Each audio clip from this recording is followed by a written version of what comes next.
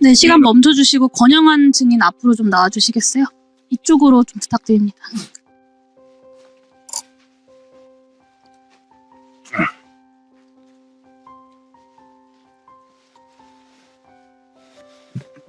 네, 감사합니다. 증인은 국회가 계엄 해제를 의결한 직후에 박안수 전 계엄사령관에게 계엄 해제를 건의를 했고 이에 대해서 계엄사령관이 일머리가 없다. 그런 것을 조언할 게 아니라 일이 되게끔 만들어야지 라는 질책을 들었다고 했습니다. 네, 이 대한민국 국군의 계엄과장이 계엄 해제 의결이 국회에서 된 이후에 지체 없이 계엄을 해제해야 된다라고 계엄사령관한테 말하는 것은 개인적 사담은 아니죠. 그렇습니다. 네, 당연히 군 체계상 담당자의 법률 해석을 사령관에게 전달을 한 것입니다. 공안시 03분 의결 직후에 이야기를 했다는 거면 박안수 사령관은 해제해야 된다는 것을 알고 윤석열 대통령과 김용현 장관과 결심실에 들어간 거고, 그런데 그 안에서 계엄 해제 논의는 없었다라고 박안수 사령관 본인이 지난 2달 동안 계속해서 일관되게 증언을 하고 있습니다. 그러니까 계엄 해제를 해야 된다는 보고를 그 계엄과장에게 받았지만 해제할 생각이 없었던 거죠. 증인은 그 상황에서 일을 되게끔 하라라는 말을 어떤 의미로 해석하셨습니까? 문자 그대로 받아들여야 될 것 같습니다. 그렇게 받아들였습니다. 계엄을 계속 유지할 수 있도록 하는 생각을 해야 된다, 뭐 이런 취지로 이해하면 되겠죠? 일은 되게끔 한다는 것은 일이 되게 만드는 것 아니겠습니까? 그 일은 계엄 아니겠습니까? 네. 네. 그 일이 되게끔 하기 위해서 계엄과장에게 추가로 지시한 사항이 있습니까? 사령관이? 그 이후에 추가 지시사항 없고, 그 이후에 제가 그렇게 조언하고 나서 저는 계엄 상황실 꾸리고 있는 것으로 저는 이제 이동을 하셨습니까? 네. 알겠습니다. 들어가셔도 좋습니다. 김선호 차관님. 예. 지난 1월 14일 기간보고에서 제2신속대응사단 추가 출동 문의 및 요청 관련해서 그 지휘 라인을 계엄사 쪽에 다시 한번 확인해보겠다라고 답변하셨어요. 누가 지시 내렸는지 확인하셨습니까? 예, 지금 뭐 얘기한 대로 계엄사의 뭐 중령 실무자가 연락이 시작된 걸로 확인할 수 있습니다. 그 중령은 누구로부터 지시를 받았다고 합니까? 그 부분에 대해서는 뭐 제가 확인을 못했고, 사실 그 부분이 핵심이지 않겠습니까? 예, 그래서 지금 그 부분이 아마 좀 가려져야 되는 그 부분이라고 생각을 하고 있습니다. 특히 중령이 계엄 해제가 의결된 상황에서 혼자서 판단해서 병력 이동을 이 병력 이동이 가능한지를 확인하고 출동 준비를 시킬 수는 없는 것 아닙니까? 예, 저도 뭐 그렇게 생각하고 있습니다. 1시간 이내로 사실은 그거를 파악한다고 하시면 그 부분을 파악하는 것이 핵심이었다고 저는 생각합니다. 그거를 오늘 오후 질의 중으로 확인하셔가지고 좀 보고를 해주시면 좋겠습니다. 그 부분이 지금 아마 수사와 관련돼서 개인들이 다 영향이 있는 거라 아마 저희가 확인하는 저희 쪽에서는 저희가 확인이 안 된 것 같은데, 한번 말씀하셨으니까 제가 다시 재차 확인을 하는데 그렇게 하도록 하겠습니다. 네, 이제 일이 되게 좀 하기 위한 조치들을 또 보겠습니다. 시간 잠깐 멈춰주시고요. 안경민 증인 앞으로 나와주시겠어요?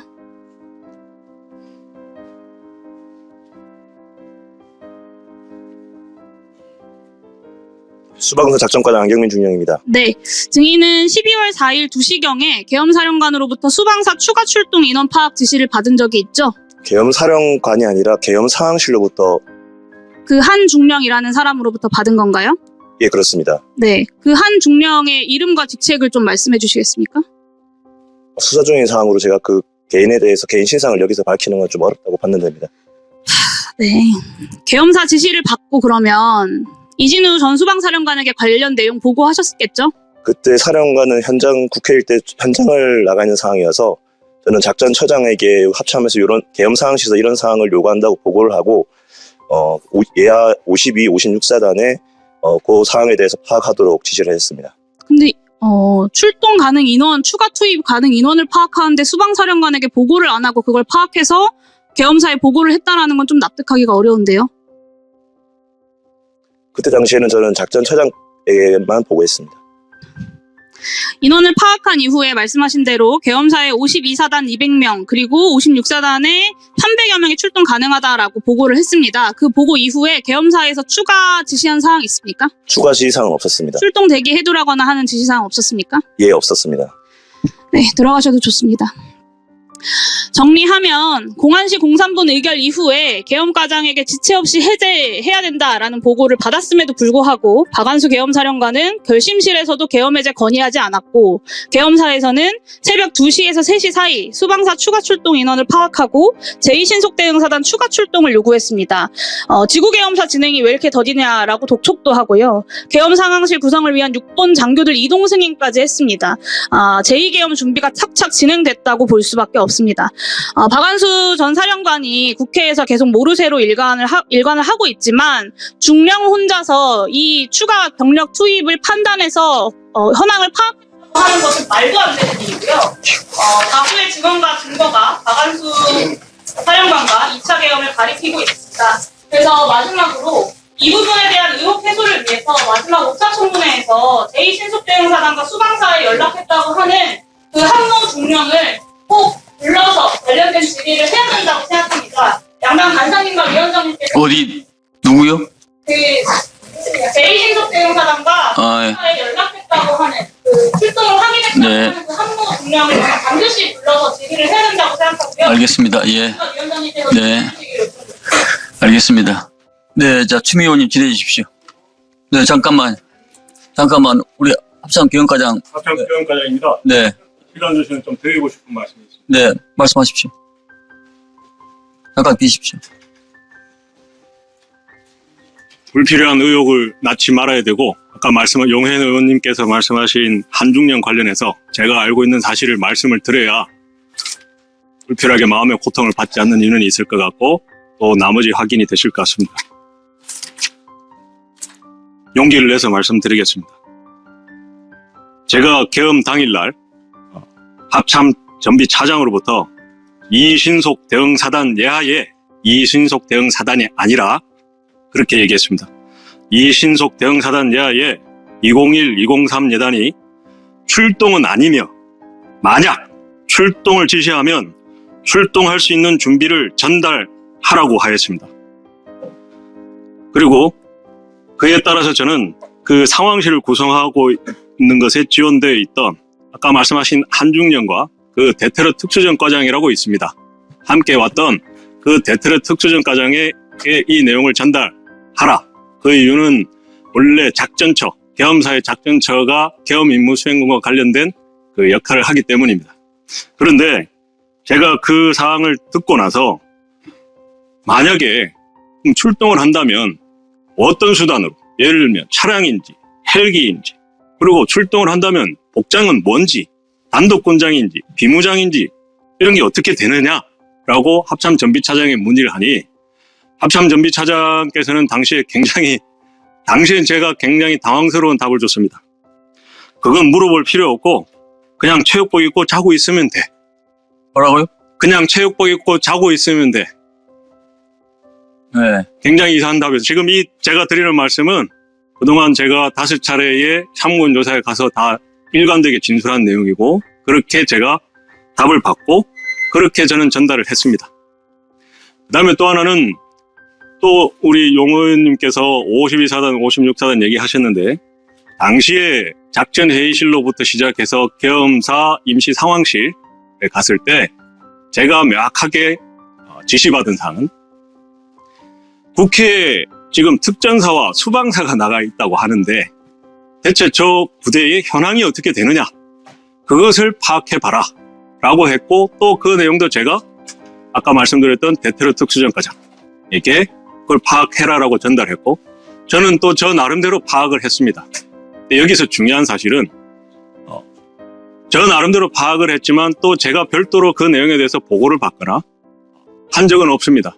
그리고 오히려 52사단, 56사단이 출동 준비를 했다든지 이런 내용이나 이신속 대응사단이 출동 준비를 하고 있었다는 것도 검찰에서 제가 들은 바는 있는데 오히려 저는 왜 그렇게 있었는지 잘 기억이 나지 않고 오히려 어쩌면 혼란스러운 상황에서 뭔가가 전파하고 하는 과정상에서 뭐가 이렇게 좀 너무나 경험 없다 보니까 서로 간에 실무자 간에 전달받는 과정상에서 뭐가 이렇게 잘못 파악되고 한 게 아닌가. 이건 지극히 제 개인적인 추정입니다. 다만 명백한 사실은 201, 203에 대한 전달은 제가 받았고 제가 했습니다. 출동 준비를 하고 있어라 이 표현이 굉장히 독특한데, 만약 출동을 지시하면, 그러니까 출동은 아니면, 네. 만약 출동을 지시하면 출동할 수 있는 준비를 전달하라. 네. 네. 알겠습니다. 네. 수고하셨습니다. 예비사단까지 다 이렇게 준비하라. 그런 얘기구만요. 용인 의원님, 우리 한모 중령이 와 계십니다. 네. 네, 시간 멈춰주시고 한영철 중령님 앞으로 나와주시겠어요?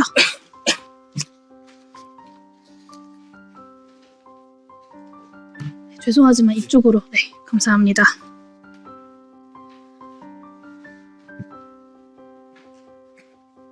네, 지금 매우 중요한 순간입니다.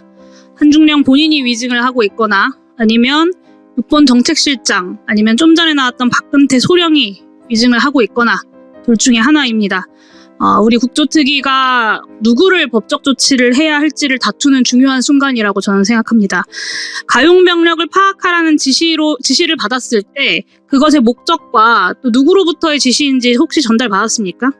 목적은 전달받지 못했고 아까 말씀드린 대로 수방사의 가용병력을 파악해달라고 지시를 받았고 그 지시가 누구로부터 내려온 건지는 들은 바 없습니까?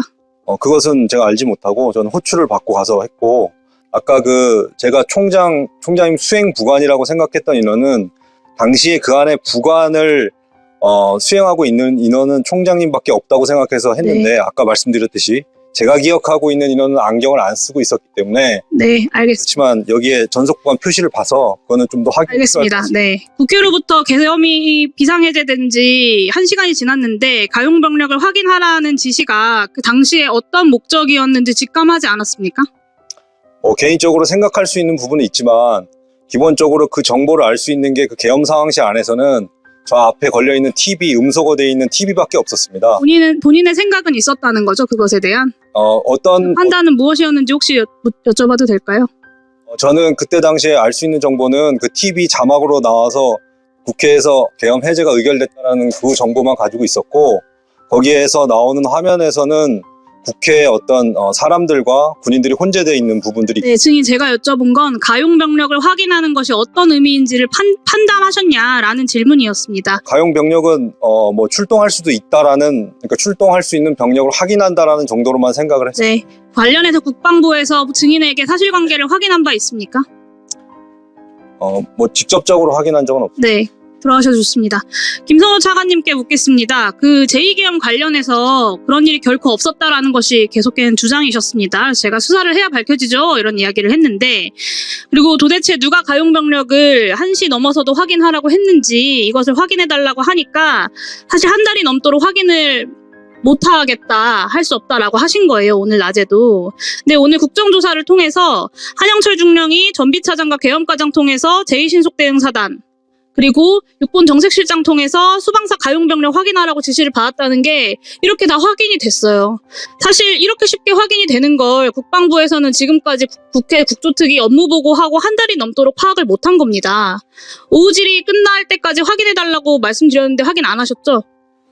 예, 제가 뭐 그 뒤에 뭐 한중령하고 관련된 진술이 돼서 별도로 확인은 안 했고요. 확인해달라고 요청드렸는데 확인하지 않으신 겁니다. 국회를 너무 무시하는 거 아니에요? 네. 마무리해 주십시오. 저는 오늘 대한민국 군의 모습이 적나라하게 드러났다고 생각합니다. 실무자라고 해야 하는지 사령관 이하의 장교들은 항명과 복종 사이에서 갈등하면서 진실을 이야기하고 있는데 주요한 진실을 했던 참모들은 그건 다 휘하 장교들이 알아서 한 일이다. 그들이 말귀를 못 알아먹은 거다. 그리고 그들이 책임질 일이다. 라고 하고 있는 것처럼 저는 느껴집니다. 아마 이걸 보고 있는 많은 국민들도 그렇게 느끼실 거예요. 저도 지금 2달째 자료와 증언들을 보고 있는데 딱 그래 보입니다. 사령관들은 숨기기에 급급하고 영광급 장교들은 진실을 말하고자 하는데 대한민국 국방부가 과연 그 둘 중에 누구의 편에 서 있는지 국민들이 오늘 이 장면을 보면 뭐라고 하시겠습니까? 답변 듣지 않겠습니다. 이상입니다.